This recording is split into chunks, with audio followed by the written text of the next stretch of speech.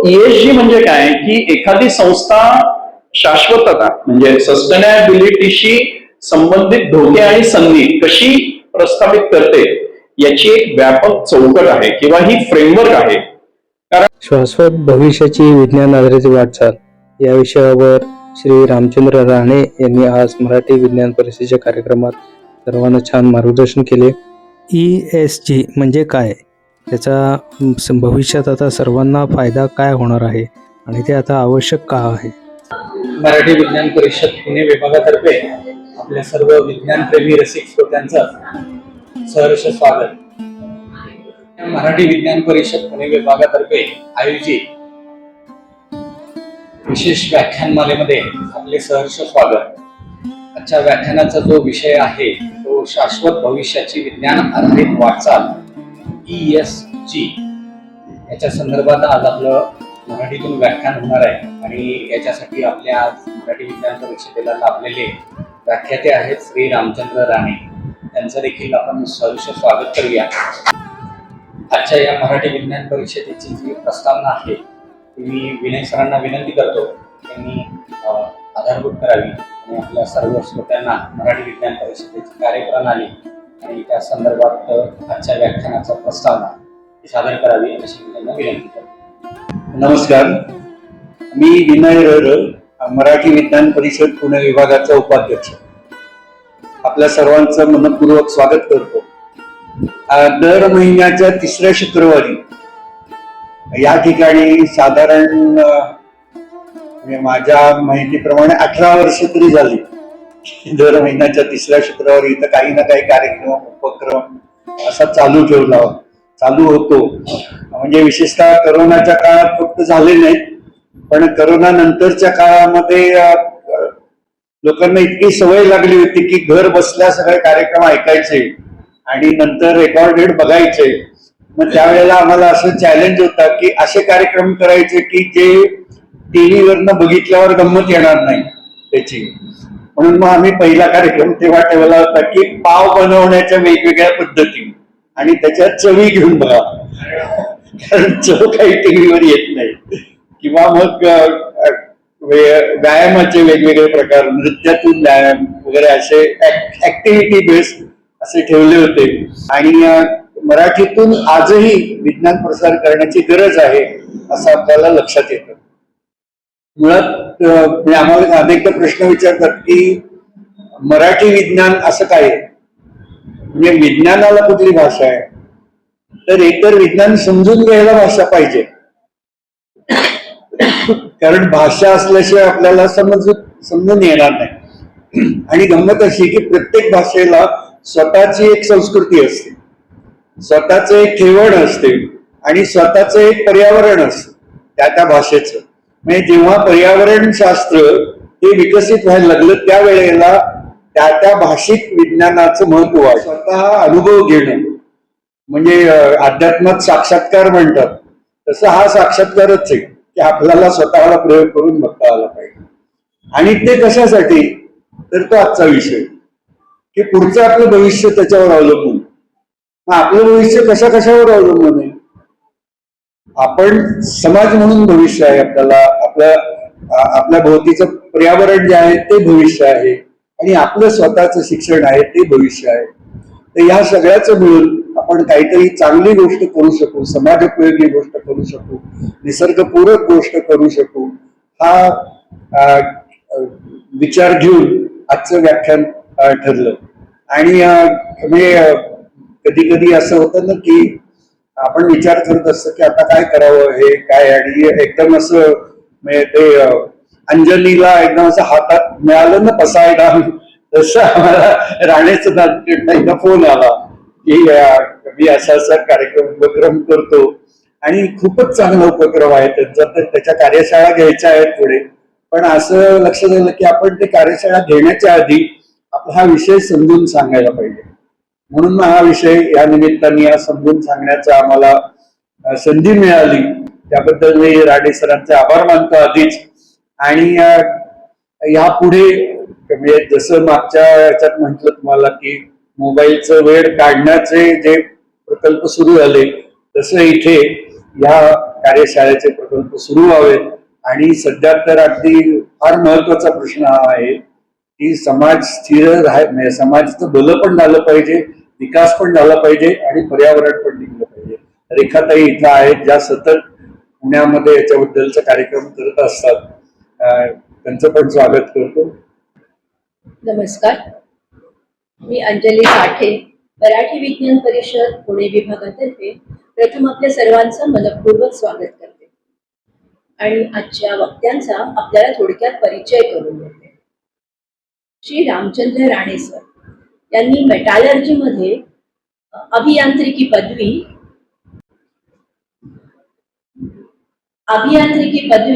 ही Pune engineering कॉलेजमधनं घेतलेली आहे आणि पुढे भारत फोर्ज आणि महिंद्र इंजिनिअरिंग मध्ये 36 वर्ष ते या स्टील आणि फोर्जिंग या उद्योगामध्ये कार्यरत होते.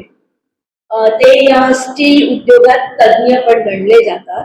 बाजारात नवीन संधी कशा शोधाव्यात आणि कंपनी कशी वाढवावी हे ते खूप चांगल्या पद्धतीने जाणतात. कंपनीला पर्यावरण रक्षण, स्वच्छता आणि उत्तम गुणवत्ता कशी ठेवावी याबाबत सुद्धा ते मार्गदर्शन करतात.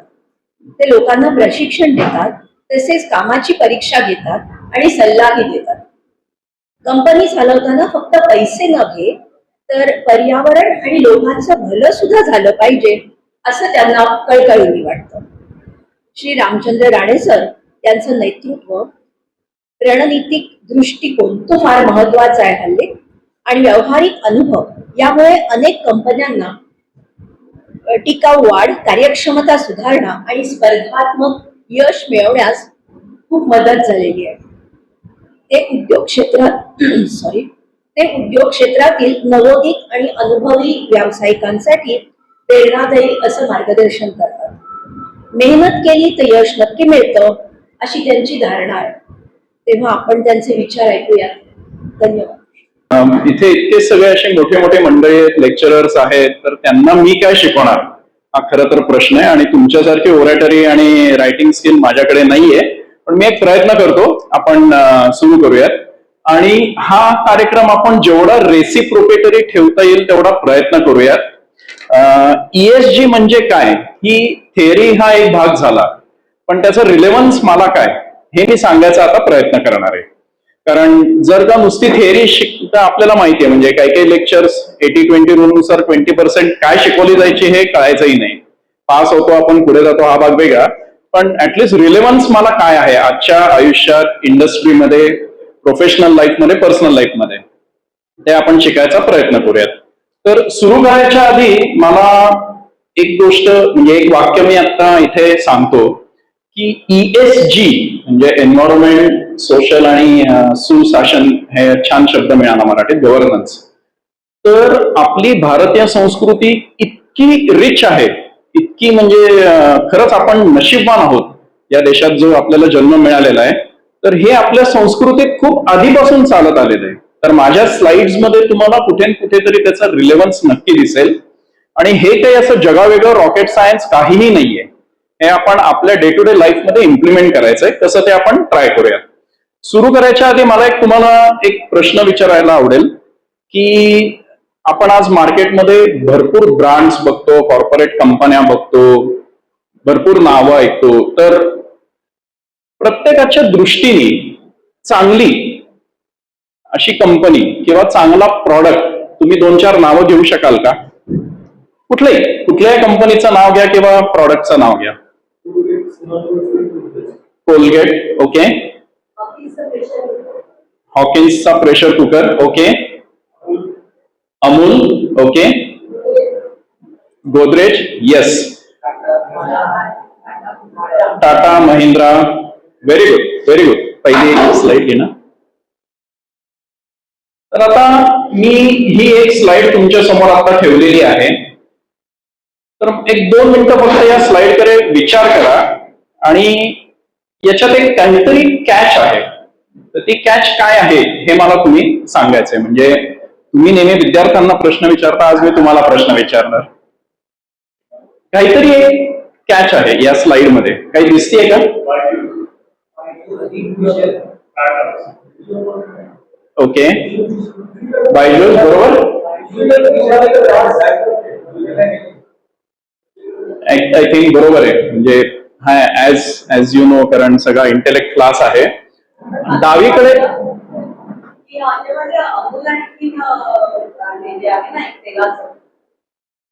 हे दोन पदार्थ असे आहेत की जे अतिशय रिलेटेड आहेत. ऍग्रेड. ही लाल लाईन मी मध्ये टाकून डिफरन्सिएशन केलेलं आहे. तर डावीकडे जे तुम्हाला दिसतील ते आपण जे आता समजायचा प्रयत्न केला, चांगले ब्रँड्स.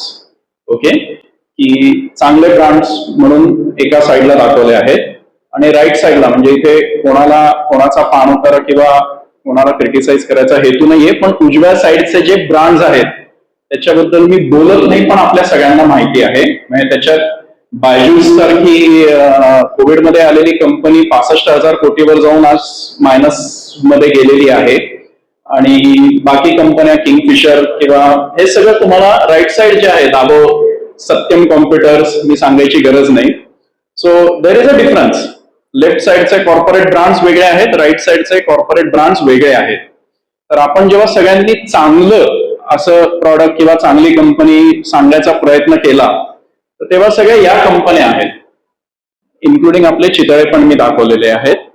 तर आता पुढचा प्रश्न माझा तुम्हाला राहील की यांना आपण चांगले का म्हणतो? तुमची प्रत्येकाची चांगलं म्हणून अंडरस्टँडिंग, डेफिनेशन, अपेक्षा काय आहे? की एखादा ब्रँड चांगला आहे, की मी गेलो तर बाबा हा ब्रँड, तुम्ही जसं म्हणालात की मी कोलगेट घेईन किंवा व्हॉटएव्हर, तर असं तुम्हाला का वाटतं? चांगल्याची अंडरस्टँडिंग आणि डेफिनेशन काय? इज इट की जो सगळ्यात चीप आहे म्हणून चांगला आहे, का तुम्ही त्याच्या पलीकडे जाऊन काही बघता? आणि ते काय बघता? Quality of the product,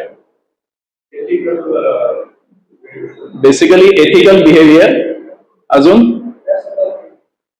trust वर्दी, व्हॅल्यू फॉर मनी. कारण QCD जे म्हणतो आपण, क्वालिटी, कॉस्ट आणि डिलिव्हरी, हे आता टेकन फॉर ग्रँटेड आहेत. म्हणजे ती नसेल तर तुमचं टिकाव अशक्य आहे मार्केटमध्ये. क्वालिटी इज मिनिमम मस्ट, ती असावीच लागते. पण त्याच्या पुढे जाऊन जेव्हा त्या ब्रँड बद्दल मला काही म्हणजे घ्यावासा वाटणं की ती कंपनी कशी आहे, म्हणजे going back to that slide, आता तुम्ही आजच्या काळात बायजूस तुमच्या मुलांना रेकमेंड कराल का? बायजूसला अटॅच्ड प्रोफेसरचं काय झालं सगळ्यांचं हे आपल्याला माहिती आहे. म्हणजे so you know, so good brands आणि राईट साईडचे जे आहेत ते आहेत. सो आपण जेव्हा म्हणतोय की एथिकल ब्रँड्स, ट्रस्ट वर्दी, किंवा हे शब्द खूप खूप महत्वाचे आहेत. शेवटचा प्रश्न नेक्स्ट स्लाइडला जायच्या आधी की हा ट्रस्ट वर्दीनेस, चांगलं किंवा एथिकल म्हणजे काय? याला काय मोजमाप आहे?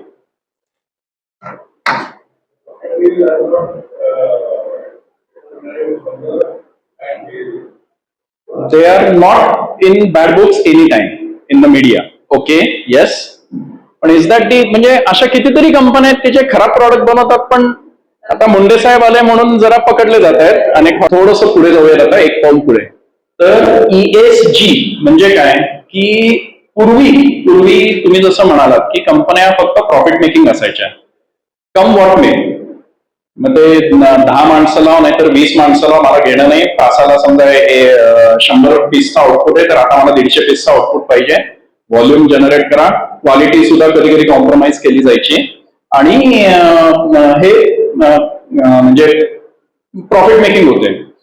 सो पूर्वी त्याला प्रॉफिट मॉडेल म्हणायचे. आणि ती जी एक काळ होता, एस्पेशली 1960 ते 2000 साल, 40 वर्ष, म्हणजे ज्याला आपण इंडस्ट्री 3.0 म्हणतो, ते आहे माझ्या स्लाइडमध्ये पुढे. तो काळ मनुष्य जातीसाठी डेंजरस ठरला सगळ्यात. तो कसा काय हे आपण पुढे बघूयात. तर ESG किंवा ESG म्हणजे हे एक बेसिकली फ्रेमवर्क आहे आणि त्याच्याही आधी सस्टेनेबिलिटी म्हणजे काय याची डेफिनेशन तुम्ही ऍक्च्युली ती टच केलीत, मला खरंच आवडलं. सस्टेनेबिलिटीची ऑफिशियल जी डेफिनेशन आहे ती अशी आहे की भावी पिढ्यांच्या गरजा पूर्ण करण्याच्या क्षमतेशी तडजोड न करता. हे खूप खूप महत्वाचं आणि जड वाक्य आहे, पण कारण आपण उद्याच यार कल का कल देखते हैं, आज तू प्रॉफिट बनाले बस, ही कन्सेप्ट आणि ही वृत्ती आपल्याकडे सध्या खूप आहे. तर सस्टेनेबिलिटीची ही ऑफिशियल म्हणजे डेफिनेशन युनायटेड नेशन्सनी डिफाईन केलेली आहे की भावी पिढ्यांच्या गरजा पूर्ण करण्याच्या क्षमतेशी तडजोड न करता आज जर का मी सगळं ऑइल संपवलं, क्रूड ऑइल संपवलं, तर कशी पुढची व्हेकल्स चालणार आहेत? आपण म्हणतोय 2040 पर्यंत कदाचित ऑइल आहे, चालणार आहे का पुढच्या पिढीला? सगळे इलेक्ट्रिक व्हेकल्स चालू शकतील का? तेवढे बॅटरीज, तेवढं पॉवर जनरेशन होणार आहे का? तर हा त्याचा डेफिनेशन आहे की सध्याच्या गरजा पूर्ण करणे. आणि दुसरी गोष्ट, भौतिक संसाधनांचा ऱ्हास न होता, जे मी आता सांगितलं की नैसर्गिक किंवा भौतिक. सो ESG म्हणजे काय की एखादी संस्था शाश्वतता म्हणजे सस्टेनेबिलिटीशी संबंधित धोके आणि संधी कशी प्रस्थापित करते याची एक व्यापक चौकट आहे किंवा ही फ्रेमवर्क आहे. कारण आपण नुसतंच म्हणतोय कंपनी चांगली आहे, एथिकल आहे किंवा रॉंग बुक्स मध्ये मीडियात आलेली नाही, पण is that the qualifying parameter? No. तर याच्यासाठी ESGच्या अंडर आता फॉर्मल डेफिनेशन्स आलेल्या आहेत ज्या आपल्याला माहिती असणं गरजेचं आहे की एखादी कंपनी एन्व्हायरमेंट म्हणजे आता त्याला पूर्वी नाव होतं PPP मॉडेल म्हणायचं त्याला, म्हणजे पब्लिक प्रायव्हेट नाही तर पीपल, प्लॅनेट आणि प्रॉफिट. तुम्ही प्रॉफिट करा, कारण नो वन इज ओपनिंग म्हणजे बिझनेस कोणी चॅरिटी म्हणून ओपन करत नाही. बिझनेस करणार असेल तर प्रॉफिट पाहिजे. तर तुम्ही पीपल आणि प्लॅनेट यांना विसरू नका, कारण इथे आणि तर तुमचा बिझनेस सस्टेनेबल राहील, तर तुमचा बिझनेस इटर्नल राहील, असं हे गणित आहे. सो हे आपण कशासाठी आहे? सो एन्व्हायरमेंट म्हणजे पर्यावरण. सो कंपनीचा पृथ्वी, हवामान बदल, कचरा व्यवस्थापन, प्रदूषण ही खूप मोठी लिस्ट आहे एन्व्हायरमेंटल सायन्सेसच्या अंडर. आपण पुढे बघूया. सामाजिकच्या अंडर लोकांशी असलेले संबंध, ते पण तुम्ही छान टच केलं की सामाजिक अवेअरनेस. आज आपण कुठे आहोत आणि कुठल्या दिशेने चाललो हे खरोखरच कधी कधी म्हणजे टेन्शन येतं. म्हणजे जाता जाता गाडीचा धक्का लागला आता तर वयस्कर माणसाला तरुण मुलं जाऊन पुढवतात. म्हणजे या कंपनीची देखरेख म्हणजे विविधता, कार्यकर्ती, वेतन किंवा याचं सगळं तुमचं रॅशनलायझेशन किंवा स्टँडर्डायझेशन पाहिजे. म्हणजे एखाद्या कंपनीत हा माझा जावई दिसतोय, याला द्या डबल सॅलरी, हा कोणीतरी काय मला आवडत नाही याची करा, असं नाही चालणार. तुमचं काही रूल्स अँड रेग्युलेशन्स पाहिजे, त्याला गव्हर्नन्स म्हणतात, सुशासन. आणि मग हे कशासाठी? तर तुमच्या कंपनीने जर का उद्या येणाऱ्या रिस्क कुठल्या आहेत, तुमची कंपनी समजा वॉटर इंटेन्सिव्ह आहे, पाणी खूप, तुमच्या प्रोसेसला समजा पाणी खूप लागतं असं धरून चला 2 मिनिटं, आणि तुम्ही वॉटर स्केअर्स एरियात तुमची कंपनी आहे, तर नॅचरली तुम्हाला ती रिस्क आहे की आज ना उद्या तुमची कंपनी बंद पडू शकते. म्हणजे मुंढवा जिथे राजगुरू साहेब किंवा आम्ही सगळे भारत फोर्ज मध्ये जे होतो, तर ती अख्खं मुंढवा म्हणजे आमचं फोर्जिंग प्रोडक्शन सुरू झालं की अख्खं गाव हादरायचं, कारण ते जुनी टेक्नॉलॉजी, हॅमर्स आणि ते कधीतरी बंद पडणारच होतं. सो नॅचरली कल्याणी साहेब थोडेसे दूरदृष्टीचे आहेत, त्यांनी त्या हॅमर्स बंद करून प्रेसेस घेतल्या, टेक्नॉलॉजी बदलली आणि ते प्रॉब्लेम सॉल्व्ह केले. पण तुम्हाला तुमच्या बिझनेसमध्ये असताना ही रिस्क कळली पाहिजे की उद्या येणारे रिस्क मला काय आहे. तर ते तुम्ही ESG फ्रेमवर्क जेव्हा अडॉप्ट करता तेव्हा तुम्हाला नकळत हे शिक्षण मिळून जातं. दुसरं आहे ब्रँड रेप्युटेशन. आपण आता जे बोललो की मी हा ब्रँड का घेतो, कारण तो ट्रस्टवर्दी आहे, एथिकल आहे, त्याचं नाव चांगलं आहे. सो तुमची ब्रँड व्हॅल्यू नकळत वाढते. आणि तिसरा जो आहे तो रेग्युलेटरी कंप्लायन्सेस. म्हणजे मी वेळच्या वेळी लोकांचे पगार देतो का, वेळच्या वेळी GST भरतो का, वेळच्या वेळी मी काय कॉर्पोरेशनचं बिल भरतो का, हे गव्हर्नन्सच्या अंडर येणारे डिसिप्लिन्स आहेत. राहू दे रे, आपण बघू, नेक्स्ट टाइम बघू, याचं पेमेंट जरा लांबव, अशा पण कंपन्या असतात. कारण 36 वर्षाला आम्ही सगळ्या सायकल्स बघितलेल्या आहेत, सगळ्या प्रकारच्या इंडस्ट्रीज बघितल्या. सो आपण जेव्हा हे म्हणतो ESG, तर ऍक्च्युली त्याच्या अंडर पृथ्वीचं संरक्षण, मानव केंद्रित कार्यपद्धती म्हणजे सोशल डायमेन्शन आहे, आणि तत्वनिष्ठ प्रशासन जे आपण म्हटलं. सो हे थोडंसं आपण जेव्हा पुढे जातो अजून डीप, तेव्हा कंपनी चालवताना एन्व्हायरमेंटच्या अंडर हे तुम्हाला सगळे विषय ऍड्रेस करावे लागतात. की climate change, biodiversity, water efficiency मी जे उदाहरण दिलं, किंवा आम्ही जे स्टील इंडस्ट्रीत होतो, तर स्टील म्हणजे हायली एनर्जी इंटेन्सिव्ह. म्हणजे आमच्या त्या महिंद्राच्या कंपनीला अख्खा पनवेलमधनं सेपरेट फीडर होता, जे खोपोलीगाव अंधारात असायचं आणि आमची कंपनी चालू असायची, कारण ती कंटिन्युअस प्रोसेस असल्यामुळे तुम्ही बंदच करू शकत नाही अनइंटरप्टेड. नो डाऊट ती ऑलवेज इज, ती थोडी कॉस्टली असायची नॉर्मल पेक्षा. किंवा मग carbon intensity, environmental management system, सोशलच्या अंडर जेव्हा आपण जातो तेव्हा इक्वल अपॉर्च्युनिटीज. मग माझ्या कंपनीत सगळ्यांना इक्वल अपॉर्च्युनिटी आहेत का? फ्रीडम ऑफ असोसिएशन, हेल्थ आणि safety, human rights, customer and products responsibility. Human rights सुद्धा हल्ली खूप म्हणजे विषय डीप होत चाललाय. मोठ्या मोठ्या कंपन्यांमध्ये कसं एक्सप्लॉयटेशन होतंय याच्या न्यूज रोज हल्ली बाहेर येत आहेत. 12 तास 14 तास शनिवारी पण लोक वेड्यासारखे कामं करतायत. तुमचे बेसिक राईट्स काय आहेत, किती काम करायचं माणसाने, तर त्याचे तुमच्या फ्रेमवर्क्स पाहिजेत. आणि गव्हर्नन्सच्या under business ethics, compliance, code of conduct तुमच्या एम्प्लॉईजचा आहे का? कॉर्पोरेट तुमचे बोर्ड ऑफ डिरेक्टर्सला कंप्लायन्सेस आहेत का? आणि नवीन जो आलाय त्याच्यात, ते या स्लाइडमध्ये नाहीये, ते म्हणजे डेटा सिक्युरिटी. आज तुमच्या अंडर समजा 1001 माणसं आहेत तुमच्या कंपनीत, तर त्या 1000 माणसांचा प्रायव्हेट डेटा तुमच्याकडे आहे. प्रत्येकाचा बँक अकाउंट नंबर आहे, फॅमिली डिटेल्स आहेत, जे काय असेल ते, कारण तुम्ही त्यांना इन्शुरन्स देता, तुम्ही त्यांना सॅलरी देता. तो डेटा उद्या दुसऱ्या कंपनीने हॅक केला आणि तर तुमचे पर्सनल डिटेल्स जाऊ शकतात. जबाबदारी तुमच्यावर येते, असं आहे. सो ते गव्हर्नन्स सुद्धा इक्वली इम्पॉर्टंट आहे. पुढे जाऊ. आता प्रदूषण. तर आता प्रदूषण हा एक खूपच मोठा विषय आहे, पण त्याच्या अंडर आपण बघतो की हवा, पाणी. आता तुम्ही जेव्हा एखादी कंपनी चालवताय तर तुमच्यामुळे हवेत पोल्युशन तुम्ही किती करताय? तुमच्या फर्नेसेस असतील, तुम्ही फ्युएल जाळत असाल, फोर्जिंग असेल, स्टील असेल, सिमेंट मॅन्युफॅक्चरिंग कंपनी असतील. सो तुमच्या आजूबाजूला मग तुमच्यामुळे किती प्रदूषण होतं हे त्याच्यात बघितलं जातं. तर ते तुम्हाला डिक्लेअर करावं लागतं. म्हणजे तुम्ही मोठ्या मोठ्या कंपन्यांच्या जर का बाहेर गेलात तर तिथे बोर्ड असतात की माझं पोल्युशन किती किती आहे, माझा वॉटर इनटेक किती आहे, वॉटर आउटलेट किती आहे, हे तुम्हाला ऑफिशियली आता ESG फ्रेमवर्क जी यायला लागले त्याच्या अंडर डिक्लेअर करावं लागतं. म्हणजे हे तुम्हाला शिस्त लावतं बेसिकली.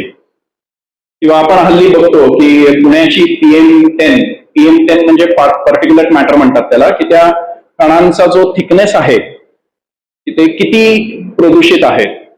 PM5, PM 2.5 किंवा PM10 यांचं प्रदूषण किती आहे, व्हेहिक्युलर पोल्युशन किती आहे.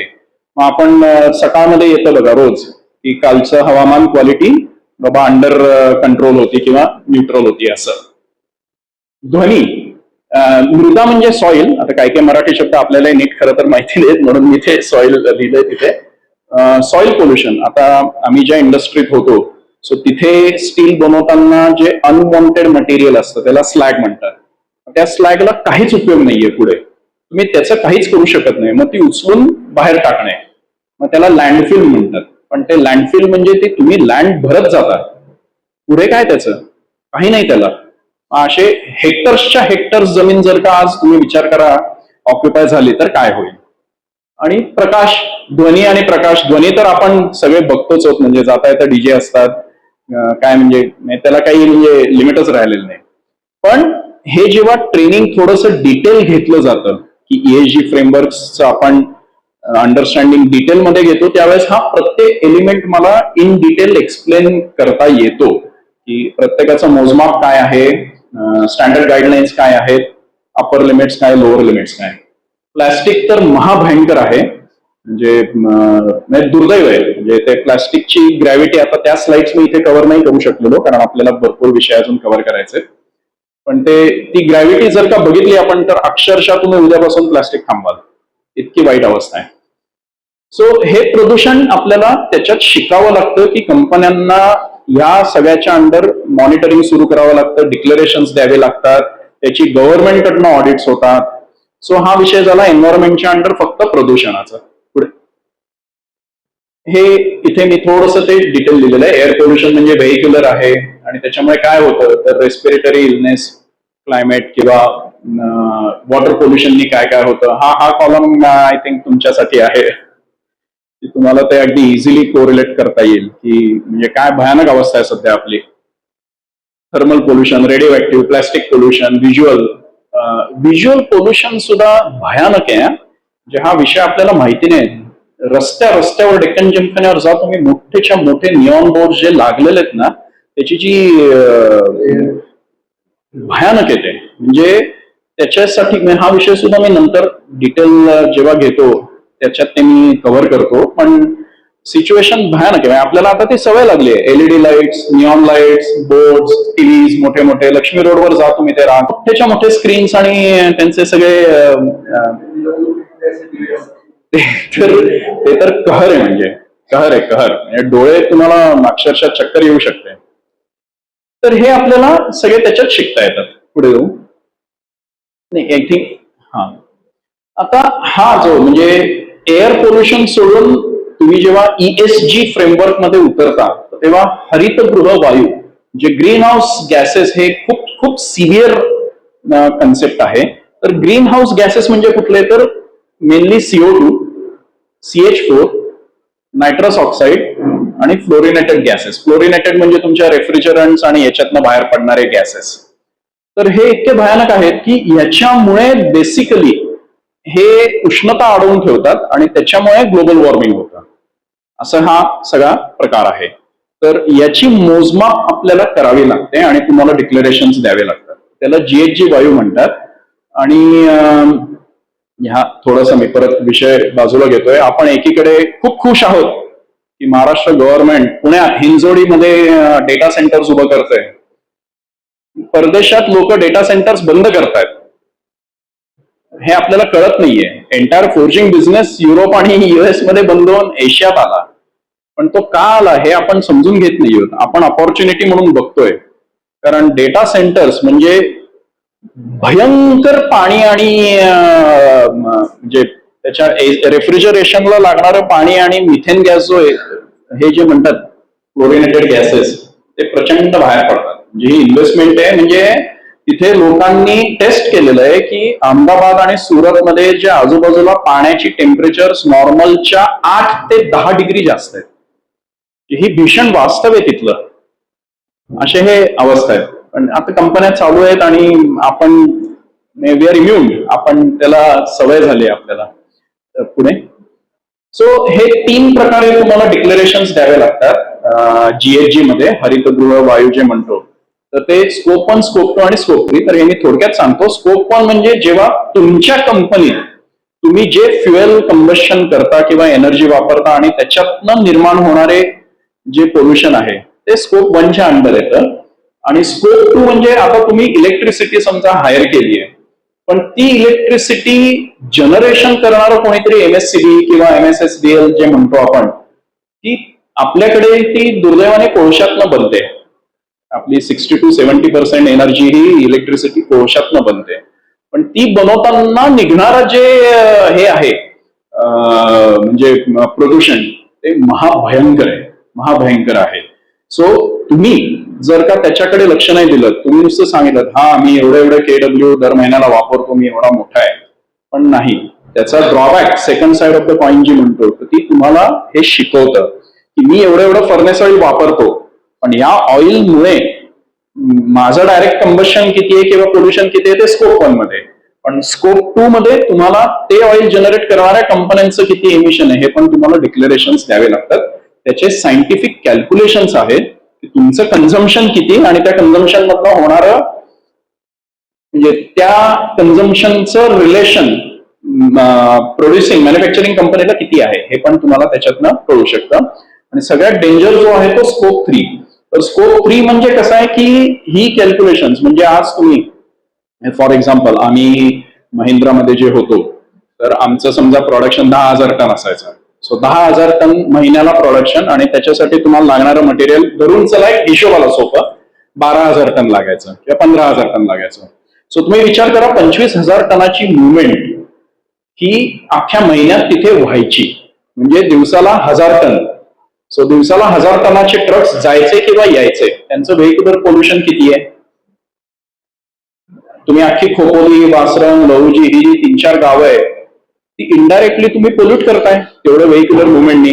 सो स्कोप 3 च्या अंडर तुम्हाला हे जे ESG फ्रेमवर्क आहे हे तुम्हाला शिकवतं की तुम्ही ती कॅल्क्युलेशन्स कॅप्चर करायला सुरुवात करा. असं हे स्कोप 3 च्या अंडर कॅल्क्युलेशन्स येतात आणि तो अफाट विषय आहे. आणि थोडक्यात जर का तुम्ही बघाल तर मॅन्युफॅक्चरिंग कंपनी असेल तर जनरली तुमचे स्कोप 1 एमिशन्स ही 10% असतात, स्कोप 2 एमिशन्स 20% असतात आणि स्कोप 3 एमिशन्स 70% असतात. पण हे तुम्ही जेव्हा त्याच्यात पडता तेव्हा एकदम लक्षात येतं, कारण तुमचा फोकस नाही बाबा मी माझं स्टील प्रोडक्शन करणार, असेंब्ली करणार किंवा मशीनिंग करणार, तुमचा जो काय काइंड ऑफ बिझनेस असेल तो. पण तुम्हाला हे पर्स्पेक्टिव्ह ESGचं फ्रेमवर्क शिकवतं की तुमच्या बिझनेसमुळे आज किती पोल्युशन होतंय या वेगवेगळ्या कॅटेगरीमध्ये. हे या स्लाइड्स भीषण आहेत, कारण जगाचं एकूण एमिशन्स CO2 जे कार्बन एमिशन जो आहे तो 53 गिगाटन्स म्हणजे 53 बिलियन टन्स आज जगात कार्बन एमिशन आहे आणि त्याच्यात इंडियाचा वाटा 3.2 गिगाटन्स आहे. आणि जर का तुम्ही हे ऍड केलं म्हणजे चायना, US, इंडिया आणि EU हे वरचे जे 4 जर का ऍड केले तर त्याच जवळजवळ म्हणजे हे बघा ही स्लाइड तुम्हाला शिकवते 60% या पृथ्वीवरचं पोल्युशन हे आपण करतोय. भयानक आहे हा प्रकार. आणि ज्या सगळ्यात पोल्युटेड सिटीज आहेत त्याच्यात न्यू दिल्ली, मुंबई, चेन्नई, बँगलोर, नक्की पुणे दिसत नाहीये इथे.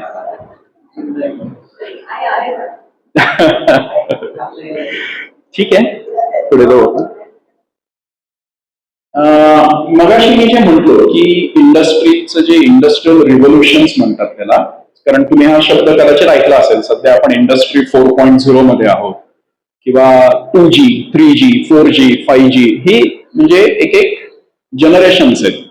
First generation, second generation. तसं हे इंडस्ट्रियल सध्या आपण इंडस्ट्री 4.0 मध्ये आहोत.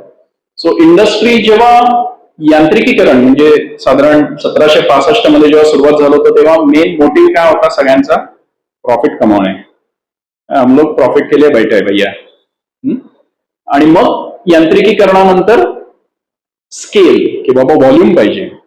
तू 10 साड्या बनवतोस पण तू 1000 साड्या बनवू शकशील का? ऑटोमेट करू शकशील का? अशी ही सगळी ती ऑटोमेशन सुरू झाली. आणि हा सगळ्यात डेंजरस काळ होता 1969 ते 2000, कारण इथे मग ऑटोमेशन आणि बऱ्याच गोष्टी आल्या. आणि इथे म्हणजे गेल्या 40 वर्षात जे सगळं डॅमेज झालाय आपल्या या पृथ्वीचा तो इथनं सगळा सुरू झालाय. आणि आता आपण लेटेस्ट इंडस्ट्री 4.0 मध्ये आहोत, म्हणजे IoT, तुमचं डेटा मॅनेजमेंट किंवा AI आणि ही सगळी टूल्स 4 पण आता पुढचं जनरेशन आहे. ठीक आहे, पुढे आता नाही एक तर या स्लाइडचं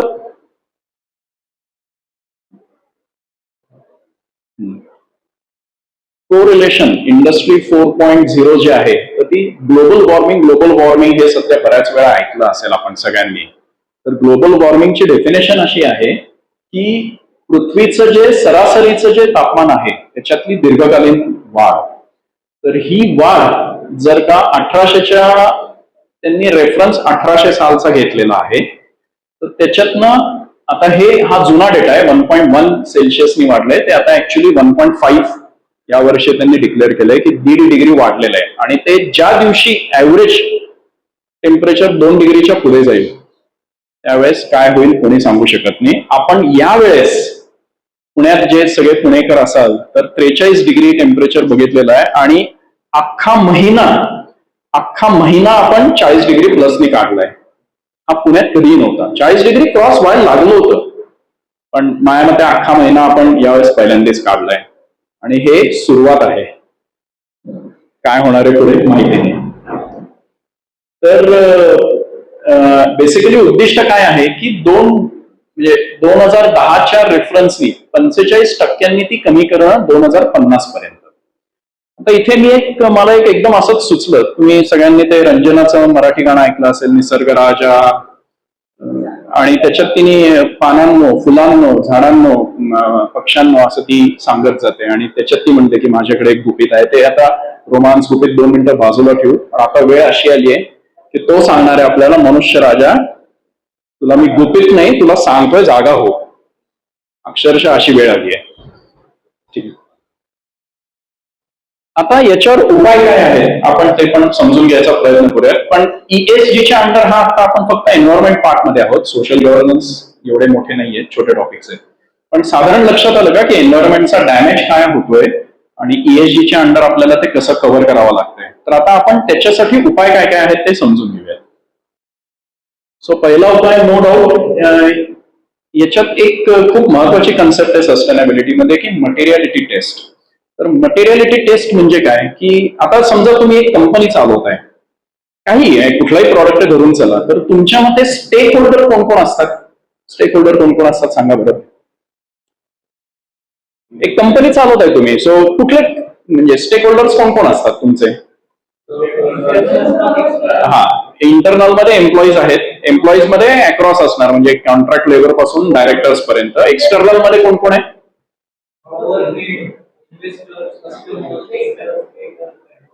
correct, it's a huge circle. प्रत्येकाचा पर्स्पेक्टिव्ह तुमच्या कंपनीकडे बघायचा वेगळा आहे. जो बँकर आहे तो वेगळ्या नजरेने बघणार, आजूबाजूची जी सोसायटी आहे ती वेगळ्या नजरेने बघणार. म्हणजे मी मगाशी जे उदाहरण दिलं की भारत फोर्ज मध्ये समजा आम्ही होतो, सो भारत फोर्ज मध्ये ते तुमच्याकडे बघायचं नजर त्यांची वेगळी असणार आहे, मुंडव्याच्या लोकल लोकांची, कोरपडी मुंडवा किंवा या लोकांची. इन्व्हेस्टर्स त्यांची नजर वेगळी असणार आहे. सो मटेरियलिटी टेस्ट म्हणजे काय की आज मी कंपनी चालवताना मला असं वाटतं की माझ्या दृष्टीने काही टॉपिक्स महत्वाचे आहेत की मे बी मी एअर पोल्युशनवर लक्ष द्यावं किंवा माझं वॉटर कन्झम्पशन जास्त आहे तिथे मी लक्ष द्यावं, असं माझं म्हणणं आहे. पण मटेरियलिटी टेस्टच्या अंडर तुम्हाला शिकवलं जातं की नाही, तुम्ही या सगळ्या स्टेक होल्डर्स कडनं फीडबॅक घ्या आणि मग ठरवा. तर कधी कधी खूप शॉकिंग रिझल्ट येतात, कारण लोक तुमच्याबद्दल जेव्हा तुम्हाला सांगतात तर त्यांच्या अपेक्षा आणि काही खूप वेगळ्या असतात आणि त्याच्यातनं काही तुम्हाला डेंजरस क्ल्यूज पण मिळू शकतात. सो तुम्ही जर का ESGचा प्रोसेस फ्रेमवर्क फॉलो करायचं सुरुवात केलं की बाबा आम्ही ESGच्या जर्नीला सुरू करतोय, तुमच्या जजमेंटने नाही जायचं. तुम्ही त्याच्यासाठी स्टेक होल्डरचा फीडबॅक घेणं खूप महत्वाचं आहे. तर हे त्या स्लाइड मध्ये आपण म्हणजे मटेरियलिटी टेस्ट म्हणजे सगळ्या स्टेक होल्डर, सगळ्या सप्लायर्स, कधी कधी सप्लायर्स तुम्हाला कधी कधी लक्षात येईल की ठीक आहे मी एक्सपान्शन करायचं ठरवलंय पण माझे सप्लायर्सच नाराज आहेत, व्हॉटएव्हर, मी कदाचित प्राइस देत नाही त्यांना, कदाचित पेमेंट्स वेळेवर देत नाही, सो काही असू शकेल. Supply chain also can be एक ग्रे एरिया असू शकतो. ठीक आहे, सो मटेरियलिटी टेस्ट करून घेणं खूप महत्वाचं आहे. हे खूप ऍडव्हान्स्ड सायन्स आहे आणि याच्यात तुम्हाला खूप काही शिकायला मिळतं आणि शॉकिंग रिझल्टही मिळतात तुमच्याबद्दल लोकांच्या. म्हणजे मी ठरवलं एनर्जी रिडक्शनवर काम करेन आणि आजूबाजूच्या सगळ्या स्टेक होल्डरने सांगितलं पाण्यावर काम करा, तुम्ही पाणी खूप खाताय, असं होऊ शकतं. हा, हे बेसिकली डिकार्बनायझेशन म्हणजे अल्टिमेटली माझ्या बिझनेसमुळे होणारं कार्बन एमिशन्स कशी कमी होऊ शकतील याच्यावर काम करणं. आपण म्हणजे ठीक आहे, पुढे जाऊ. अपारंपरिक ऊर्जा, रिन्युएबल एनर्जी. आता हे आपण सगळ्यांनी सध्या ऐकलं असेल. आता राजकोटमध्ये जेव्हा आम्ही जातो, बिझनेस ट्रिप असेल काय, तर राजकोटमध्ये गेली जवळजवळ माझ्या मते ते सगळे गुजराती आहेत, त्यांना बिझनेस कसं करावं हे आपल्यापेक्षा 100% जास्त चांगलं कळतं. एकही घर राजकोटमध्ये गेली 3 ते 5 वर्ष त्यांनी MSCBचं बिल भरलेलं, म्हणजे तिकडची गुजरात स्टेट इलेक्ट्रिसिटी बोर्ड म्हणून आहे GSEB, त्यांनी एकही साध्यातल्या साध्या माणसाने गेली 5-1 वर्ष बिल भरलेलं नाही. कारण प्रत्येकाने सोलर इन्व्हेस्टमेंट्स केलेल्या आहेत. गव्हर्नमेंटचं त्यांना म्हणजे लोकल गव्हर्नमेंटचा त्यांना सपोर्ट आहे. सो त्यांना ज्या सबसिडीज मिळतात, त्यांचं समजा 300 युनिट कन्झ्युम झाले तर त्यांना मिळणारा बेनिफिटच तो इतका जास्त असतो की उलट त्यांची क्रेडिट्स गव्हर्नमेंटकडे जास्त आहेत. पण मग हे आपल्याकडे होऊ शकेल का? आपण म्हणतो ठीक आहे, सौराष्ट्र, राजकोट उष्ण प्रदेश आहेत, सोलर भरपूर आहे, त्याचा वापर करा. सो या अपारंपरिक ऊर्जा आहेत. सो तुम्ही इलेक्ट्रिसिटी कन्झम्पशन कमी करा आणि जे नॅचरल रिसोर्स आहेत त्याच्यातनं तुम्ही ऊर्जा वापर सुरू करा, असा हा त्याच्या मागचा हेतू आहे. आणि मग याच्यात भरपूर टाइप्स आहेत. सौर ऊर्जा आहे, पवन ऊर्जा आपण बघतो, विंडमिल्स असतात, जलविद्युत, हायड्रो इलेक्ट्रिसिटी, टाटाचं जे खोपोलीत आहे, किंवा भूऔष्णिक, जैव ऊर्जा, सागरी ऊर्जा, भरपूर प्रकारच्या ऊर्जा आहेत. कारण हे रिसोर्सेस जे आहेत ते कधी न संपणार आहेत.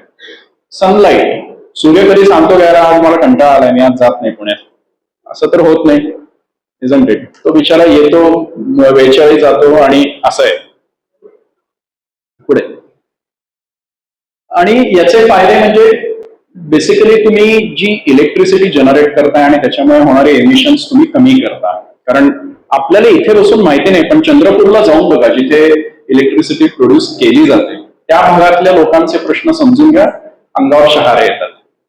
आज आपण जे म्हणतो की त्यांची टेम्परेचर्स आपल्यापेक्षा म्हणजे 50 डिग्रीच्या जवळ पोहोचलेत ती लोक, म्हणजे हे काय म्हणजे त्यांचं डेटमेट जे मित्र आहेत तिथले ते सांगतात आम्ही सकाळी 8 नंतर घराबाहेरच पडत नाही आणि 6 नंतर बाहेर. आणि या ग्राउंड रियालिटीज आहेत. आता इथे जर का तुम्ही बघितलं तर डेन्मार्क हा देश, मी सहज एक रेफरन्स दिलाय की डेन्मार्क हा देश रिन्युएबल मोस्टली, त्यांचं ते वेस्टास म्हणून जी कंपनी आहे, तर 90% देश अख्खा विंड पॉवरवर चालतो हा डेन्मार्क. त्याच्यानंतर नेदरलँड्स, म्हणजे हे स्कॅन्डिनेव्हियन कंट्रीज जनरली कायम इनोव्हेशन आणि याच्यात पुढेच असतात आपल्या. नेदरलँड्स, तिथे मॅनेजिंग डायरेक्टर्स आणि चेअरमन सुद्धा सायकलवर येतात आणि हे आम्ही डोळ्यांनी बघितलंय. आज तुम्ही विचार करा, पुण्यातल्या एखाद्या सायकलवर निघाले तर ते म्हणजे लोक काय म्हणतील. म्हणजे आपल्याला ते एक तो डायलॉग पण आहे की दुनिया का सबसे बडा रोग क्या कहेंगे लोग, असं आहे ते. पण आपण त्याच्या खाली नेहमी अडकलेले असतो. तिथे तसं नाहीये, तिथे इव्हन मॅनेजिंग डायरेक्टर सुद्धा सायकलवर जातात लिटरली. फ्रान्स 70% त्यांचा सोर्स मात्र न्यूक्लिअर आहे, they are into nuclear energy. आणि स्वीडन, त्यांचं ते मॉल्स हे जे असतात तर तिथे त्यांनी डिस्ट्रिक्ट केले, त्याला ते डिस्ट्रिक्ट म्हणतात, centralize district heating. Spain 80% on renewables, Chile 69% आणि नॉर्वे, आइसलँड, कोस्टारिका 100%. अख्खे देश रिन्युएबल एनर्जीवर आहेत. जग कुठेतरी पुढे चाललेलं आहे, पण आपण मागे नाही आहोत. सो हा इंडियाचा बेसिकली एनर्जी मॅप आहे. सो आपलं टार्गेट आहे की 500 गिगावॉट, म्हणजे 60% एनर्जी. आपला देश मोठा आहे जॉग्राफिकली आणि पॉप्युलेशन वाईज, पण आपलं टार्गेट आहे 60% आपण रिन्युएबल्स म्हणजे 500 गिगावॉट आपण जनरेट करणार. त्याच्यातली ही जी आहे आपली आज मेन 476 गिगावॉट पैकी थर्मल म्हणजे जी औष्णिक जे म्हणतो आपण, ती जवळजवळ 50% आहे आणि 48% आपण ऑलरेडी रिन्युएबलवर आलेले आहोत, which is a good sign. त्याच्यात सगळं आहे, मेनली नो डाऊट सोलर आहे त्या 48 मध्ये आणि विंड पॉवर पण बऱ्यापैकी जनरेट होते. पण आपल्याला स्कोप आहे आणि सरकारचं टार्गेट आहे की आपण 2030 पर्यंत 60% वर जायचं. दुसरा उपाय आपण आता एन्व्हायरमेंटल मॅनेजमेंटचे उपाय बघतोय. सो रिन्युएबल एनर्जी हा एक झाला. दुसरा आहे सर्क्युलर इकॉनॉमी म्हणतात त्याला. तर सर्क्युलर इकॉनॉमीचं मी एकच उदाहरण देतो म्हणजे तुमच्या लक्षात येईल. म्हणजे आम्ही रिंग डिव्हिजन मध्ये जे प्रोडक्शन करायचो, स्टीलच्या रिंग्स बनवायचो, त्या रिंग्स आम्ही फार अगदी कार्डबोर्ड पॅकिंग, मग लाकडाचं पॅकिंग आणि मग मेटल पॅकिंग करून चाकणला मशिनिंग वेंडरकडे पाठवायचा. मशिनिंग वेंडर ते मशिनिंग करून SKF ला पाठवणार. प्रत्येक ठिकाणी तुम्ही विचार करा एवढा लॉस व्हायचा. म्हणजे ते कार्डबोर्ड फेकून देणार, लाकूड फेकून देणार, मेटल फेकून देणार.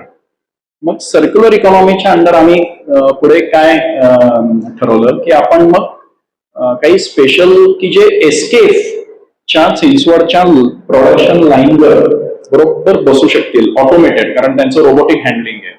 सो तिथे ती बरोबर जाऊन बसू शकेल अशा प्रकारचे स्पेशल ट्रेज बनवले, म्हणजे मेटॅलिक सॉर्ट ऑफ आपण म्हणूयात त्याला. सो मग त्याच ट्रे मधनं in a very standardise format, म्हणजे त्याच्यात त्या तेवढ्याच रिंग्स बसणार त्या साईजच्या एका पर्टिक्युलर फॅशन मध्ये, त्या तशाच्या तशा मशिनिंगसाठी मशिनिंग वेंडरला चाकणला जाणार. तशाच्या तसा तो ट्रे अख्खा मशिनिंग झाल्यावर SKF मध्ये जाणार. SKF नी ते कन्झ्युम केलं की तो ट्रे तसाच्या तसा आमच्याकडे परत येणार. Circular economy. आणि त्याच्यामुळे मग जे सगळे लॉसेस होत होते ते कमी झाले. हेच एक्झाम्पल आमचा 50% एक्सपोर्ट्स हंगेरीला होता आणि तिथे आधी एक वेअरहाऊस एजंट होता. सो काही थायलंडवरनं इम्पोर्ट केलेले मेटॅलिक बॉक्सेस असायचे, ते खूप म्हणजे प्री डिझाईन आणि डेव्हलप होते. त्याच्यातनंच त्या रिंग्स हंगेरीला जायच्या फुल्ली मशीन. त्याच बॉक्सेस मधनं FAG म्हणजे शाफलर जी कंपनी आहे तिथे जायच्या आणि शाफलर कडनं तेच बॉक्सेस आम्हाला परत रिटर्न यायचे आणि ते कस्टम बॉन्डेड होते. त्या एक एक बॉक्सचा सुद्धा हिशोब आम्हाला ठेवावा लागायचा. पण हे सर्क्युलर इकॉनॉमीची अशी अनंत उदाहरणं आहेत. म्हणजे पूर्वी चितळ्यांनी सर्क्युलर इकॉनॉमी ठेवली होती की दुधाच्या बाटल्या असायच्या, पण ते चाललं नाही जास्त. ठीक आहे. रिसोर्स इंटेन्सिटी हा एक परत सस्टेनेबिलिटी मधला खूप महत्वाचा आहे. आज तुमच्याकडे 100 माणसं आहेत आणि तुम्ही फॉर एक्झाम्पल 100 टन प्रोडक्शन करताय, पण म्हणजे पर पर्सन 1 टन तुम्ही प्रोडक्शन बनवताय. पण हे एफिशियंट आहे का? की तुम्ही तुमची 100च्या 100 माणसं एफिशियंटली वापरताय का? का तुम्ही 100 माणसांच्या 120 टन प्रोडक्शन करू शकता? म्हणजे तुमचा जो रिसोर्स आहे तो तुम्ही इंटेन्सिफाय करा. तर रिसोर्स म्हणजे काय? तर ते अफाट रिसोर्स आहेत. मी हे माणूस हे फक्त उदाहरण दिलं, पण असे तुमच्याकडे कितीतरी असते. म्हणजे ऊर्जा हा एक रिसोर्स आहे, सामग्री, पाणी, हरितगृह वायू, तुमचा even investment is a resource. आज पैसे तुम्हाला असं इझिली कोणी देत नाही, पण ते तुम्ही योग्य तऱ्हेने वापरताय का? तुम्ही हजारो कोटीच्या इन्व्हेस्टमेंट्स करताय, त्या तुम्ही योग्य तऱ्हेने वापरताय का? तर हे रिसोर्स इंटेन्सिटी त्याला म्हणतात. आणि याच्यासाठी बेंचमार्क काय? तुम्ही कम्पेअर कशाला करायचं? म्हणजे बेंचमार्क म्हणजे मग त्याच्यासाठी राष्ट्रीय पातळीवर पण काही नॉर्म्स आहेत. प्रोडक्टिव्हिटी नॉर्म्स जे म्हणतो आपण, इंडस्ट्रीत जेव्हा जाताना त्याला की बाबा 1 तासात किती आउटपुट यायला पाहिजे असे ते नॉर्म्स असतात. किंवा वैयक्तिक लेवलला असतात. वैयक्तिक लेवलला म्हणजे सचिन तेंडुलकर. सचिन तेंडुलकर अशा लेवलला आहे की त्याला तुम्ही काय कम्पेअर करणार? तो कुठला रेकॉर्ड ब्रेक करणार? तिथे तो स्वतःशीच कम्पेअर करणार. हा माझ्या आता 100 सेंचुरी झाल्या, 101 होईल का? हे वैयक्तिक स्तर. म्हणजे तुम्ही ऑलरेडी एक्सलन्स लेवलला असाल तर पुढचं पुढे. आणि तिसरा महत्वाचा मुद्दा म्हणजे सप्लाय चेन. की तुमचे जे सप्लायर्स आहेत त्या सप्लाय चेन मध्ये तुम्ही हे एफिशियन्सी वापरू शकता का? इथे मी परत एक उदाहरण देईन तुम्हाला. आमचा म्हणजे मी शेवटचं माझी असाइनमेंट ISMT किंवा किर्लोस्कर फेरस मध्ये होती. सो आमचा प्लांट जेजुरीला होता, स्टील बनवणारा प्लांट. आणि स्टील बनवण्यासाठी तुम्हाला पिग आयन लागतं, म्हणजे रॉ आयन म्हणूया आपण त्याला.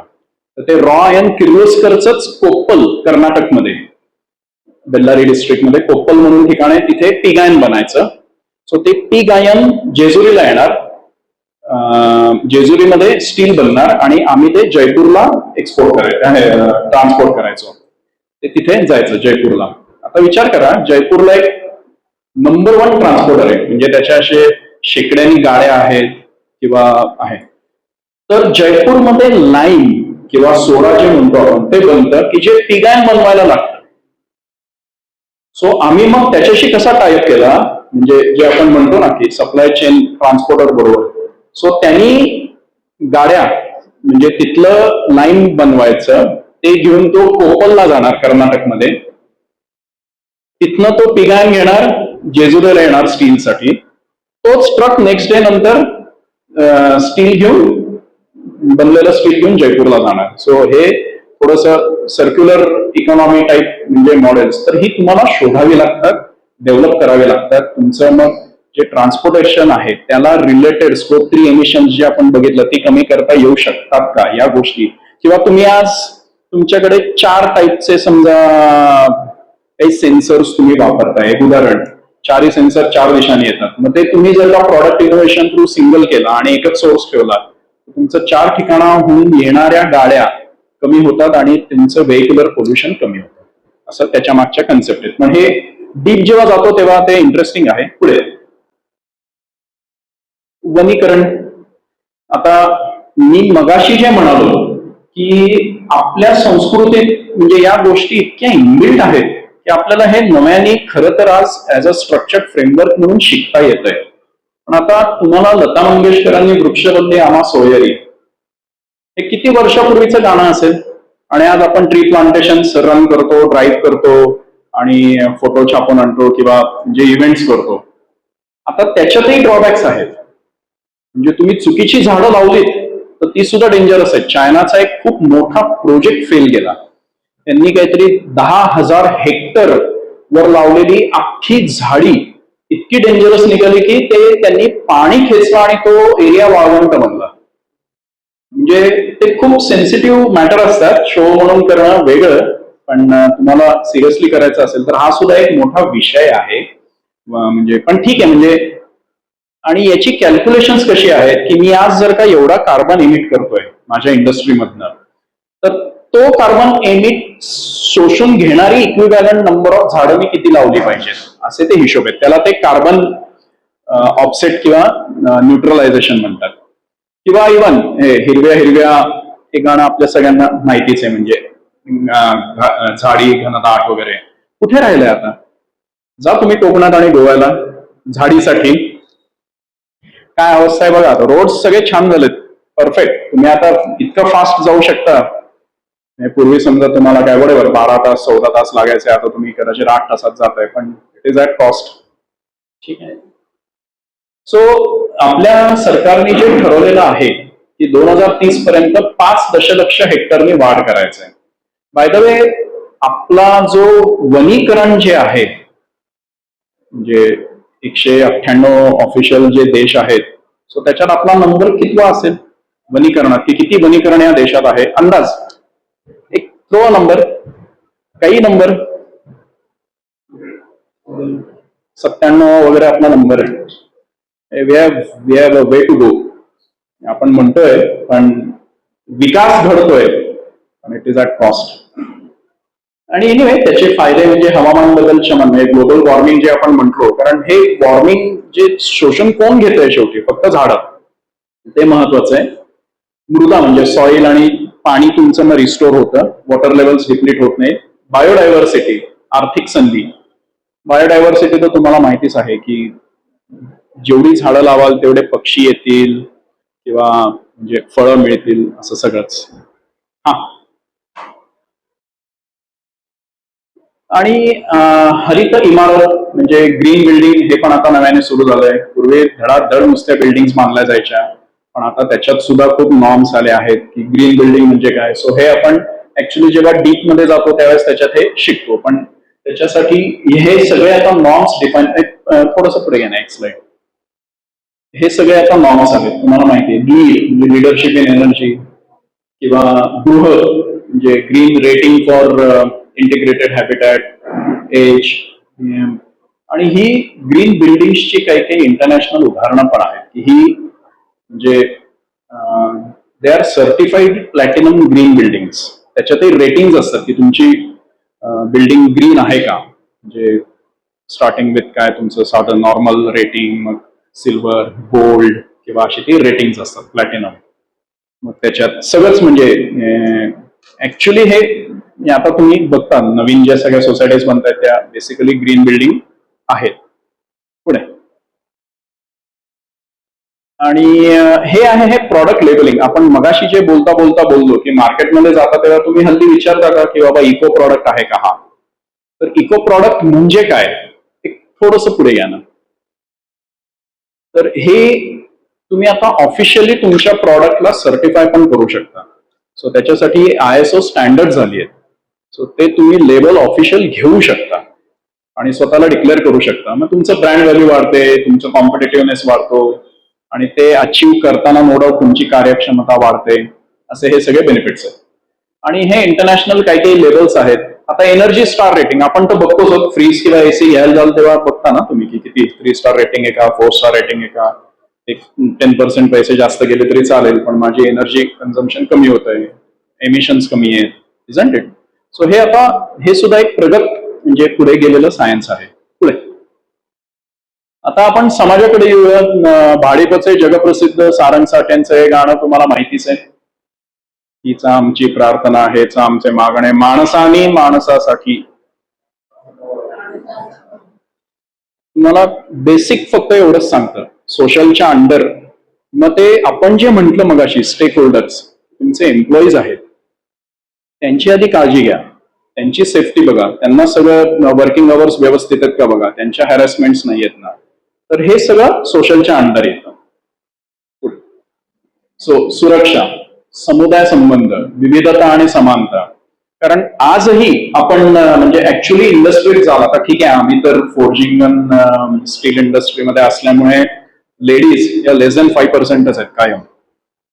पण ऍट द सेम टाइम साऊथमध्ये अशा पण कंपन्या आहेत की ज्या lathe machine, crane, forklift 100% women operated अशा साऊथला पण कंपन्या आहेत. म्हणजे दोन्ही एक्स्ट्रीम्स अवेलेबल आहेत. पण हे तुम्हाला शिकवतं की डायव्हर्सिटी आणि इन्क्लुजन. तर बेसिकली समाज या क्षेत्रात जेव्हा तुम्ही जाता, आपण इतक्या वेळ एन्व्हायरमेंट पार्ट बघितलं की त्याच्या अंडर काय काय डिक्लेरेशन करावं लागतं. आता आपण सोशलवर आलो, सामाजिक. सो सामाजिक तुम्ही जेव्हा कंपनी रन करताय तेव्हा तुमच्या एम्प्लॉईजची तुम्ही किती काळजी घेताय, बाहेरच्या स्टेक होल्डर्सची किती काळजी घेताय हे त्याच्यात शिकवलं जातं. कस्टमर्स येतात, मानवाधिकार आपण जे मगाशी म्हटलो की काय पिळताय का तुम्ही, शनिवारी पण रात्री 12 वाजता मला रिप्लाय मिळायला पाहिजे, असं जर का कोणी म्हटलं तर ते तुम्हाला आवडेल का, नाही का. अशातले ते प्रकार आहेत. पुरवठा म्हणजे सप्लाय चेन मध्ये पण तुम्ही किती म्हणजे किती माणुसकी दाखवताय. ऍक्च्युली एक हार्डली 1.5 किंवा 2 मिनिटाचा एक व्हिडिओ डॉक्टर आनंद कुलकर्णी सगळ्यांना माहितीच आहे, त्यांनी माणुसकीवर ते बोललेले. म्हणजे मला शेवटी एक फक्त तुम्ही रिक्वेस्ट करा पाहिजे तर मी विसरेन तो मी दाखवेन, तो रेडी ठेवलाय. माणुसकी म्हणजे काय हे त्यांनी 1.5 का 2 मिनिटात सांगितलंय. पुढे आणि सामाजिकच्या बाबीमध्ये बेसिकली तुम्ही रिस्क मॅनेजमेंट की बाबा तुमच्या विरुद्ध आजूबाजूची लोक काही तयार होत आहेत का, अरे यार या कंपनीमुळे मला त्रास होतोय, उद्या ती लोक एकत्र आले तर तुमची कंपनी बंद पडू शकते. किंवा गुणवान कर्मचाऱ्यांना टिकवून ठेवणं. आनंद महिंद्रांना जेव्हा विचारलं होतं की तुम्ही 100 कंपन्यांचे चेअरमन आहात, 100 देशात तुमचा हे आहे, 2 लाख एम्प्लॉईज आहेत, तुमचा रोल काय, तुम्ही ऍज अ चेअरमन तुमचा रोल काय. तेव्हा त्यांनी एकच सांगितलं होतं की माझा रोल एकच आहे की चांगली माणसं रिक्रूट करणं आणि चांगली माणसं मेंटेन करणं, रिटेन करणं, बाकी गोष्टी ऑटोमॅटिक होतात. म्हणजे त्या त्या सद्गृहस्थाबरोबर आम्ही असे जवळून शेजारी बसून मिटिंग ज्या अटेंड केल्या आहेत, n number of meetings, gem of a person. म्हणजे खरंच शिकण्यासारखं असतं. हे दूरदृष्टीचे लीडर्स असतात. म्हणजे ठीक आहे किंवा हा ठीक आहे. आणि CSR म्हणजे हे आता तुम्हाला कंपल्सरी आहे. CSR हा ऍक्टच आहे की याच्या अंडर तुम्हाला तुमचा प्रॉफिट तुम्ही समाजासाठी शेअर करणं अपेक्षित आहे. पण तो कुठल्या तरी मंडळाला डोनेशन दिलं आणि पावती दाखवली असं चालत नाही. त्या CSRचे पण रूल्स अँड रेग्युलेशन्स आहेत, डेफिनेशन्स आहेत. सो जनरली तुम्ही सामाजिक मदत, सो भूक आणि गरिबीसाठी तुम्ही काही करताय का, किंवा आरोग्य सेवेसाठी तुम्ही काही करताय का, कॅम्प्स रन करताय का, हेल्थ कॅम्प्स, वंचित समुदाय जे वृद्धाश्रम, अनाथालय यांच्यासाठी तुम्ही काही करताय का, किंवा मग शिक्षण क्षेत्रात तुम्ही काही करताय का. म्हणजे मराठी विज्ञान परिषद तिथे कॅन प्ले अ रोल. कारण या कंपन्यांना CSRचं बजेट असतं, त्यांना ते कंपल्सरी. आता मोठ्या मोठ्या कंपन्या ज्या आहेत, आदित्य बिर्ला आणि त्यांचे जे CSR हेड आहेत त्यांच्या हातात असे 100 कोटी असतात. कुठे स्पेंड करायचे नाही. मी परवा एका अक्षरशः म्हणजे रिअल लाईफ सांगतोय, आय थिंक PMAच्या मीटिंग मध्ये कुठेतरी तो रेफरन्स आला होता की नाही, पुणे क्लस्टर, नॉलेज क्लस्टर मध्ये हा विषय चालला होता. तर त्या सांगत होत्या की म्हणे पुणे शहरात म्हणजे जेव्हा शाळांना अप्रोच करतात ही लोक, तर त्या शाळांच्या प्रिन्सिपल्स सांगतात की येऊ नका. 8-8, 10-10 कंपन्या आमच्याकडे वेटिंग लिस्टवर आहेत की आम्ही मुलांना हे देऊ, आम्ही मुलांना ते देऊ, हे करू. आणि हे तुम्ही 30 किलोमीटर बॉर्डर क्रॉस करून जा पुण्याबाहेर, जात पण नाही कोणी. मी CSR हेडेने विचार करा, मी सदाशिव पेठेत राहतोय, इथल्या 4 कंपन्या जिथे ऑफिस आहे तिथे बघा, पण तिथे गरज आहे का, गरज कुठे आहे, तुम्ही कुठे जाऊन काम करणं अपेक्षित आहे. तर हा मोठी मिसिंग लिंक आहे. तर हे म्हणजे CSR करा, पण तो योग्य दिशेने करा, योग्य जागी करा. पुढे किंवा मग तुम्ही एन्व्हायरमेंट एरियात काम करा, वनीकरण करा, वृक्षारोपण करा, क्रीडा प्रोत्साहन करा, कला किंवा तसे प्रोग्राम्स अरेंज करा, संशोधन. सो ह्या सगळ्या CSRच्या अंडर गव्हर्नमेंटचे डिफाईन्ड रूल्स आहेत. सो त्याच्या अंडर तुम्ही ते पैसे खर्च करा. म्हणजे मी जे सांगितलं की कुठल्या मंडळाला डोनेशन दिलं आणि दाखवलं मी CSR करतो, तर ते व्हॅलिड नाहीये. ठीक आहे. मी जे पहिल्यांदाच म्हणालो की आपली संस्कृती इतकी रिच आहे की आपल्याला खरं तर ESG, एन्व्हायरमेंट, सोशल आणि गव्हर्नन्स, हे खरं तर आपल्या म्हणजे इतकं आत आहे आपल्या हृदयात की ज्यांनी म्हणजे 700-750 वर्ष आधी लिहिलं होतं की जो जे वांछेल होते राहो प्राणी जात. म्हणजे समाजासाठी ज्यांनी मागणं मागितलं, म्हणजे प्रसाद दान द्या, प्रसाय दान द्या मला ईश्वराकडे, आणि वयाच्या 15व्या वर्षी, म्हणजे केवढं तिथे इंटेलेक्ट होता त्या काळात, म्हणजे अक्षरशः हात जोडले जातात अशा वेळेस. तर हे तुमच्याकडनं अपेक्षित आहे. सामाजिक ESG मधला एन्व्हायरमेंट आणि सोशल आता आपण कव्हर केला. आता आपण गव्हर्नन्स मध्ये जाऊयात. सो गव्हर्नन्स म्हणजे बेसिकली कंप्लायन्स. आता एक घरातलं साधं उदाहरण जर का द्यायचं म्हटलं, कितीही पैसे खर्च केलेले चालू शकतात. बायको असेल तर बाबा तिला बजेट दिलं जातं 10,000 असेल तर 10,000 समजा तू खर्च कर. मी उदाहरण देतोय, कोणी कुठलंही असं स्पेसिफिक किंवा वैयक्तिक घेऊ नका प्लीज. मुलगी असेल किंवा मुलगा असेल, रे बाबा 1,000 रुपये असेल तर तुला अलाउड आहे. हा झाला अलिखित गव्हर्नन्स. हा लिहिलेला नसतो पण हे अंडरस्टँडिंग असतं. 1,000च्या वर तुझा खर्च जाणार असेल येऊन विचारायचं, माझी परमिशन घ्यायची. 1,500 असेल तर आईकडे जा, 10,000 असेल तर माझ्याकडे ये. बरोबर, हा एक साधा गव्हर्नन्स आहे. पण हे जेव्हा तुम्ही कॉर्पोरेटमध्ये जाता तेव्हा प्रत्येक गोष्ट तुमची डिफाईन करावी लागते गव्हर्नन्सच्या अंडर.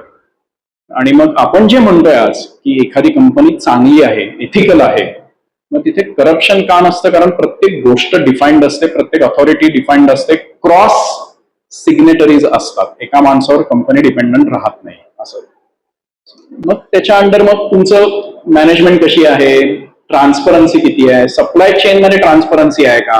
आज तुमचे 100 सप्लायर आहेत पण ते खुश आहेत का? का त्यांना काही करप्शन झेलावं लागतंय परचेस ऑफिसर कडनं, की बाबा हे चल तुझी मी परचेस ऑर्डरच काढणार नाही, मला एवढे एवढे पैसे दे. सप्लायर बसला बोंबलत. असं होतात गोष्टी. आता हे कमी झालंय. आणि मग डेटा सिक्युरिटी, मी जे सांगितलं मगाशी जे उदाहरण दिलं की डेटा सिक्युरिटी आज आपल्या सगळ्या एम्प्लॉईजचा डेटा कोणाकडे तरी आहे, तर त्याची सेन्सिटिव्हिटी ही तुमची जबाबदारी आहे. उद्या तुमचा पर्सनल डेटा बाहेर कुठेतरी लीक झाला तर केवढी रिस्क आहे, कोणाला आणि जबाबदार धरणार? किंवा आपण कालची जी सगळ्यात मोठी न्यूज होती की साऊथचं जे एका अणुभट्टीचा अख्खा डेटा त्या कुठल्या ब्लॅक वेब, डार्क वेबवर काहीतरी 19,000 पानं पब्लिश झाली आहेत. त्याच्यात त्याचे पूर्ण ग्राफ आहेत, म्हणजे मॅप आहेत. किती दुर्दैव आहे. ठीक आहे, पुढे. आता हे जेव्हा आपण जातो पुढे, तर ESG ला ऍप्लिकेबल स्टँडर्ड्स कुठली आहेत? तर मानकं म्हणजे काय की इंटरनॅशनल स्टँडर्ड, एकतर ISO म्हणजे इंटरनॅशनल स्टँडर्ड्स ऑर्गनायझेशन, हे स्वतः स्टँडर्ड्स ठरवतात वेगळे वेगळे. आता ISO 9001 हे जनरली सगळ्यांना माहिती आहे की बाबा क्वालिटीसाठी किंवा प्रोडक्शनसाठीचं दिलं जाणारं स्टँडर्ड आहे. पुढे सो ही वेगळी वेगळी आहेत. सो एन्व्हायरमेंटच्या अंडर एवढी सगळी वेगळी वेगळी आहेत. त्यातल्या त्यात जी पॉप्युलर आहेत ती जनरली कंपन्या ISO 14,001 घेतात आणि पर्यावरण व्यवस्थापन. पण ही बाकीची पण आहेत, म्हणजे खूप स्पेसिफिक आहेत. ISO 45,001 म्हणजे ऑक्युपेशनल हेल्थ अँड सेफ्टी, हे जनरली सगळ्या कंपन्या अप्लाय करतात. पुढे ISO हे खूप हल्ली पॉप्युलर झालंय ISO 50,001. म्हणजे आम्ही आठवतोय राजगुरू साहेब असताना ISO 50,001 इंडियातली जवळजवळ आम्ही पहिली कंपनी होतो एनर्जी मॅनेजमेंट मधली. पुढे सोशलला जेव्हा जातात तेव्हा ही वेगळी वेगळी स्टँडर्ड्स आहेत. आता ISO 20,400 हे सस्टेनेबल परचेसिंग रिलेटेड स्टँडर्ड आहे, ज्याची मी मध्ये TUVच्या अंडर काही ट्रेनिंग्स घेतली कंपन्यांमध्ये. ISO 26,000, 34,000. पण ह्या सिस्टम्स किंवा ही मानकं तुम्हाला गाईड करतात की तुम्ही तुमची कंपनी कशी चालवावी या स्टँडर्डच्या अंडर. पुढे आणि ही गव्हर्नन्सच्या अंडर, आता हे 27,001 हे बेसिकली डेटा सिक्युरिटीवर आहे. 31,000, 37,000 ही वेगळे वेगळे स्टँडर्ड्स आहेत. ठीक आहे. आता आपण जे म्हटलं मगाशी की तुम्हाला हे डिक्लेअर पण करावं लागतं की मी नुसती चांगली कंपनी आहे म्हणून म्हणजे कसं मी ठरवणार ना. पण आज जर का मी वेबसाईटवर गेलो तर मला त्यांची ती डिक्लेरेशन्स दिसतात का की ते हे काम करतायत का. सो तो रिपोर्ट कसा करावा याच्यासाठी पण खूप स्ट्रक्चर्ड अप्रोच आहे, तो हा आहे. सो वेगळ्या वेगळ्या म्हणजे तुम्ही प्रकारे हा रिपोर्ट स्वतःचा करू शकता ESGच्या अंडर. आयदर GRI ही मोस्ट पॉप्युलर आहे, ग्लोबल रिपोर्टिंग हे युनायटेड नेशन्स कडनं आहे. BRSR ही इंडियन आहे, business responsibility and sustainability report. हे सेबीनी डिफाईन केलेले आहेत. मग त्याच्या अंडर तुम्हाला डिक्लेअर करावं लागतंय. एन्व्हायरमेंटच्या अंडर तुम्ही काय काय करताय, सोशलच्या अंडर काय काय करताय, गव्हर्नन्सच्या अंडर काय काय करताय, मग तुम्ही ESG होऊ शकता. CSRD, SDG, SARS ही वेगळी रिपोर्टिंग तुम्ही ठरवू शकता कशाच्या अंडर मी रिपोर्टिंग करणार. आणि याच्यात काय मग तुम्हाला फायदा काय होतो की म्हणजे त्याच्यातही 3 टाईप आहेत. एक तर तुम्ही पूर्ण इंडिपेंडंट ESG रिपोर्ट डिक्लेअर करू शकता, और हल्ली आता नवीन यायला लागलंय की एकात्मिक म्हणजे इंटिग्रेटेड रिपोर्ट म्हणतात त्याला, की कारण तुम्हाला फायनान्शियल रिपोर्ट डिक्लेअर करावाच लागतो, किती प्रॉफिट झाला, लॉस झाला. तसंच ESGचा रिपोर्ट हा त्याच्या बरोबर आता तुम्ही, सो जनरली लोक इंटिग्रेटेड रिपोर्ट मोठ्या मोठ्या कंपन्या आता करायला लागली. आणि त्याच्यातही वेगवेगळे स्टँडर्ड्स आहेत. EU मध्ये CSRD आहे, USA मध्ये SEC सिक्युरिटीज अँड एक्सचेंज आहे, आणि इंडियाचं मी जे सांगितलं ते. हा, GRIचं म्हणजे हे रिपोर्टिंग कसं करतात त्याची ही स्लाइड आहे, पण आपण आता I think positive of time साठी स्किप करूयात. BRSR हे बेसिकली इंडियन स्टँडर्ड आहे रिपोर्टिंगसाठी. त्याच्या अंडर 9 प्रिन्सिपल्स आहेत की फक्त आपण एक नजर टाकूयात पुढे. सो म्हणजे याच्या अंडर तुम्हाला डिक्लेरेशन्स द्यावे लागतात वेगळी. तुम्ही नैतिकता म्हणजे एथिक्सच्या अंडर काय करताय, किंवा कर्मचारी कल्याणासाठी काय करताय, पर्यावरणासाठी काय करताय, असं अशी ही डिक्लेरेशन्स वेगळी द्यावे लागतात. त्यांच्या गाईडलाईन्स आहेत. हा, तर ESG म्हणजे काय की बेसिकली तुम्ही एखादा बिझनेस करताय, व्यवसाय करताय, पण तो in a structured way, responsible way, ethical way कसा करता येईल याचे हे फ्रेमवर्क्स आहेत की जी तुम्हाला गाईड करतात, आणि ती तुम्ही फॉलो करायला लागलात की तुम्ही जास्त मॅच्युअर्ड ऑर्गनायझेशन बनता, तुमची ब्रँड व्हॅल्यू वाढते, तुमची ब्रँड इमेज वाढते. हा, आणि आता हे ऐच्छिक बाब राहिलेली नाही, कारण सेबीच्या डिक्लेरेशन नुसार टॉप 1000 कंपनीज ऑलरेडी आतापर्यंत मॅन्डेटरी आहे, पण 1000 म्हणजे इज जस्ट 1%. ते आता दरवर्षी सर्कल ऑफ इन्फ्लुएन्स वाढवत गेले सेबी. आज ना उद्या ते प्रत्येक कंपनीला म्हणजे ISO 9000 आता रस्त्यावरचा पानवाला पण सांगतो की मी ISO 9001 सर्टिफाईड आहे. तसं हे पुढच्या 10 वर्षात कदाचित ते होईल की ESG सर्टिफाईड आहे मी. हा, आता एक ह्या शेवटच्या आता 2-3 स्लाइड्स आहेत, पण आता ते जास्त इंटरेस्टिंग आहेत.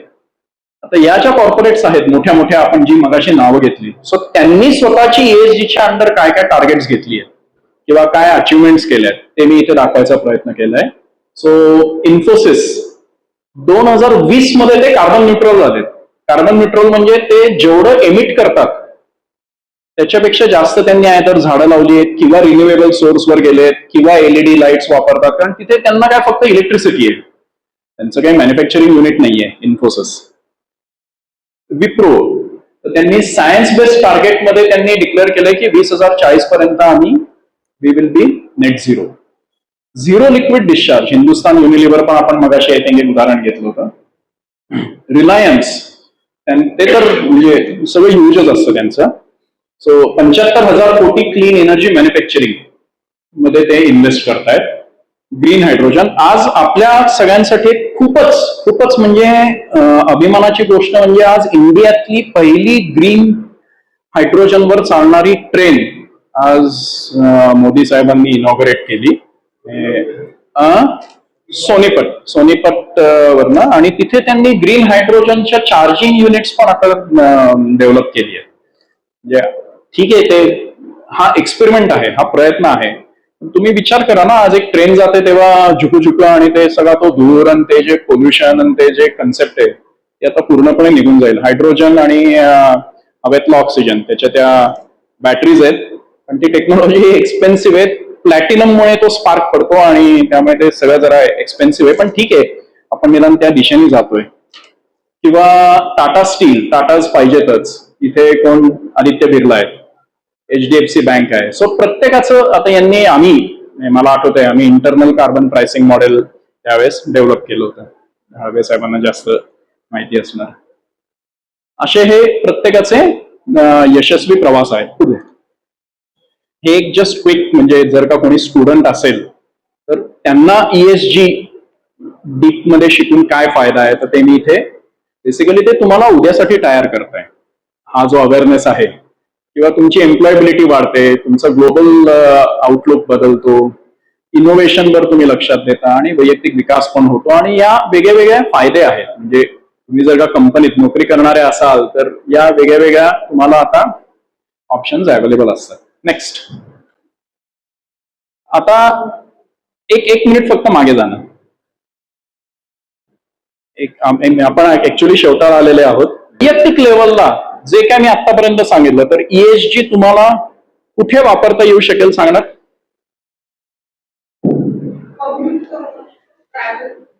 पण काय करणार? और इलेक्ट्रिक व्हेकल्स घ्या, बरोबर. एलईडी लावा, बरोबर. अजून सोलर, एक्झॅक्टली. राजकोटचं मी मगाशी उदाहरण दिलं. अजून काय? सोशल गव्हर्नन्स, एन्व्हायरमेंट झालं, पटापट इझी मिळाले. सोशल गव्हर्नन्सच्या अंडर काय करता येईल? प्लास्टिक कमी करा, खूप काळाची गरज येते, प्रचंड. आणि करेक्ट, बेसिकली योग्य झाडं लावा, बरोबर आहे ती झाडं टिकवून ठेवा, बरोबर आहे. आणि पाणी कमी वापरा, रेन वॉटर हार्वेस्टिंग आहे, परत वापर करा. एक म्हणजे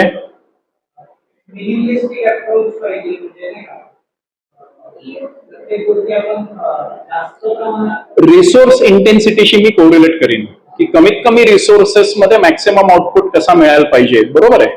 तुम्ही सर म्हणून कॉन्झर्वेशन, बरोबर आहे. सामाजिकच्या अंडर काय, गव्हर्नन्सच्या अंडर काय? 2020 साली मी आणि मिसेस आमच्या ते, मी सदाशिव पेठेत टेलिफोन शॉपीचे इथे राहतो, मोबाईल आणायला गेलो होतो. दोघांचे आमचे गेले होते आणि मोबाईल घेतले वगैरे. आणि तिथेच तो एक जण होता, इन्शुरन्स म्हणे, इन्शुरन्स मोबाईलचा. म्हणलं किती वर्षाचा देणार? 3 वर्ष, 5 वर्ष, याचं वरपासून खालपर्यंत बघितलं माझ्याकडे. 2020 2020 मध्ये म्हणलं 1 वर्षाच्या वर मोबाईलचीच गॅरंटी नाहीये. तुम्ही जे म्हणताय ती आठवण झाली मला. म्हणजे अशी अवस्था आहे आता, बरोबर आहे. पण म्हणजे तो मुद्दा बरोबर आहे. मी काही सजेशन्स, म्हणजे मोठी लिस्ट आहे ती, पण पुढे बघूयात आपण पुढची. तर हे बघा ना, आता सोशलच्या अंडर स्पेशली एन्व्हायरमेंट आपण बरोबर म्हणालो, ऊर्जा, पाणी वाचवा, प्लास्टिक नाही, कचरा नाही, रिसायकल करा. सोशलच्या अंडर मध्ये वाहतूक नियमांचे पालन करणे. पुणे होऊ शकेल का हो? आशा आहे होणार. अभ्यंकर सर म्हणतायत येस होणार. चांगलं आहे म्हणजे, आणि तसंच राहावं लागणार आहे आपल्याला. गिवअप करून काय, तुम्ही सांगायला जा ते 4 पोरं अंगावर येतात. सोडणार, तू कोण सांगतो जा, चल असं. त्याच्यामध्ये सीसीटीव्हीची रचना केलेली ते वापरत नाही. ते ऍक्च्युली भयानक आहे.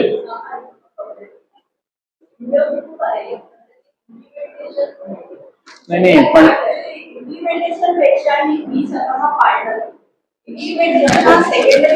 दुसरा कोणीतरी झालं, बरोबर आहे. स्वतःपासून सुरू करा.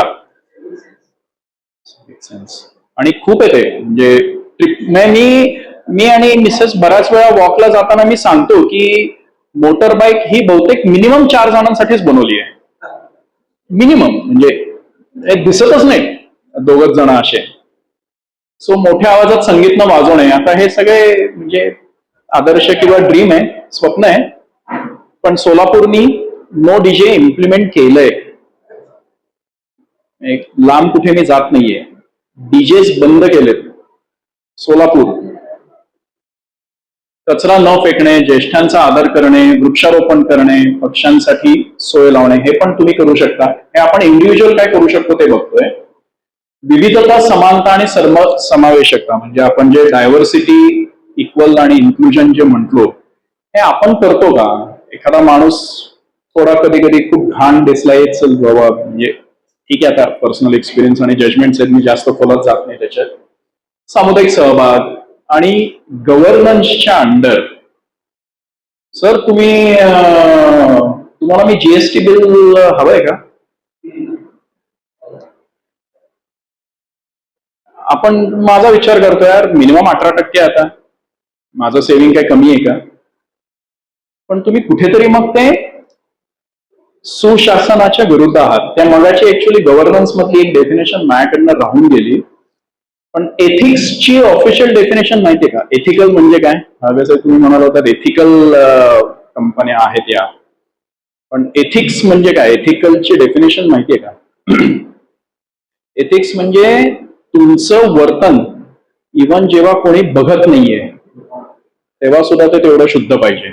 श्रीराम वगैरे जे म्हणतो आपण की मी आहे हा असा आहे, घरातही असा आहे, चार चौघांदाचाही असाच आहे, कुठेही असेल मी. एनिवे, आणि भ्रष्टाचार मुक्त व्यवहार आहे, चल घे 500 रुपयांनी सोडून टाक, हे कन्सेप्ट या बंद व्हायला पाहिजेत.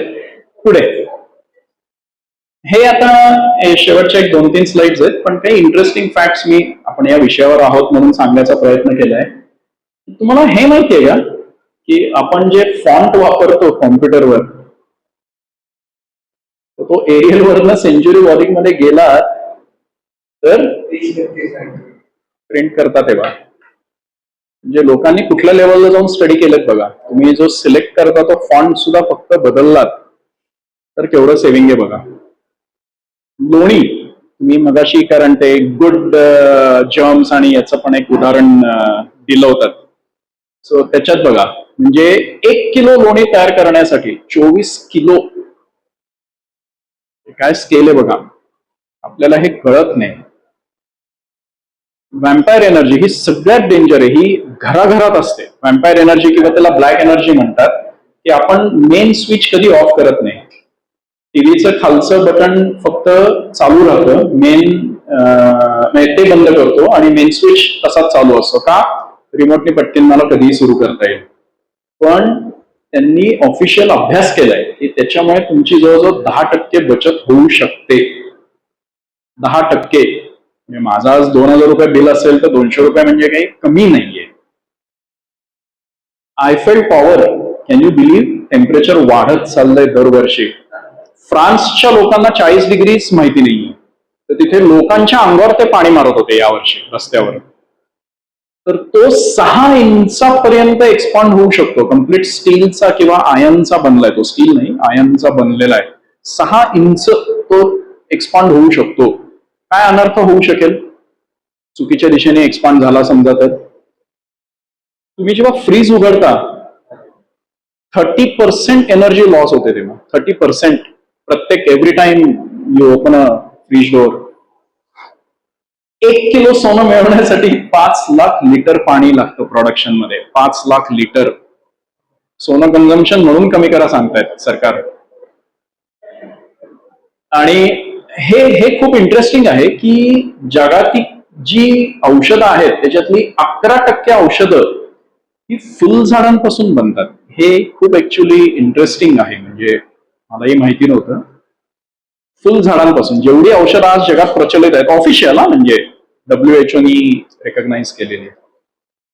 अमेझॉनला म्हणजे अक्षरशः आपल्या पृथ्वीची फुफ्फुसं म्हणतात, लंग्स ऑफ अर्थ म्हणतात. ते इतकं ह्यूज आहे की 20% ऑक्सिजन हे फक्त अमेझॉन ची जंगलं ऑक्सिजन जनरेट करतात. एक कॉटन टी शर्ट बनवण्यासाठी 2700 लिटर पाणी खातो. आणि भयानक म्हणजे आपण सगळं इलेक्ट्रॉनिक उपकरणांवर चाललोय. 8 कोटी किंवा 80 दशलक्ष टन इलेक्ट्रॉनिक कचरा पोहोचणार आहे. त्याचं disposal is a big challenge, म्हणजे गंभीर समस्या आहे ती. आणि भूतान देश आपण बऱ्याच जणांनी बघितला असेल, हा कार्बन निगेटिव्ह आहे. म्हणजे ते जेवढं कार्बन एमिट करतात त्यापेक्षा जास्त त्यांची ग्रीनरी आहे, त्यामुळे ऑक्सिजन ते जास्त एमिट करतात, कार्बन कमी एमिट करतात. नेक्स्ट इंटरेस्टिंग आहे. आता ही एक स्लाइड आहे. इथे मी माझ्या करिअरची सुरुवात कल्याणी किंवा भारत फोर्स पासून केली होती. आणि हे तुम्ही जे याच्यात आपलं Maharashtra state secondary and higher secondary board पण आहे, तर या सगळ्या तुम्ही चांगल्या कंपन्या म्हणून रेकग्नाइज करता का? या सगळ्या चांगल्या आहेत ना कंपन्या म्हणा, इन्स्टिट्यूशन्स म्हणा. Do you agree? सगळ्या Bharat force, Serum, National Safety Council. तर मी याला कॉर्नरला काहीतरी एक चिन्ह दिलंय, कॉर्नरला काहीतरी एक चिन्ह दाखवलंय. तर या सगळ्या कंपन्यांचं काय काय कॉमन पॅरामीटर काय असेल? काहीतरी कॉमन आहे या सगळ्या कंपन्यांचं. थोडंसं गेस करा, स्ट्रेच.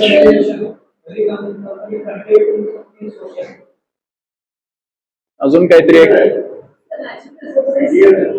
ओके, आणि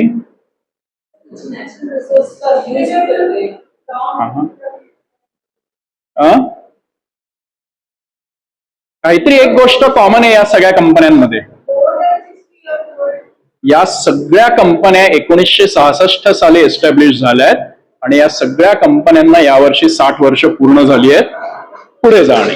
नाही नाही, तुम्ही टाळ्या रिझर्व ठेवा.